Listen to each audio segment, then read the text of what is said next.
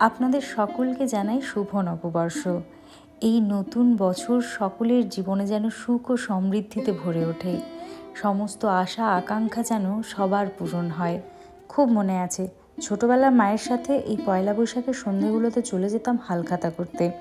নতুন নতুন ক্যালেন্ডার আর মিষ্টির প্যাকেট বাড়িতে নিয়ে আসার যে কী আনন্দ, সেগুলো এখন খুব মিস করি। কিন্তু এবছর আমার একটা হালখাতা হয়েছে। আপনাদের কটা হলো কমেন্টে জানাবেন তো। আর এই একটা দিন নববর্ষে আমরা মনে প্রাণে বাঙালি হয়ে ওঠার চেষ্টা করি। রবীন্দ্রসঙ্গীত শুনি, খাওয়া দাওয়া করি বাঙালিয়ানা। ঠিক তেমনি আমিও ব্যতিক্রম নই। আজকে ওই বাঙালি পদেই রান্না করেছিলাম।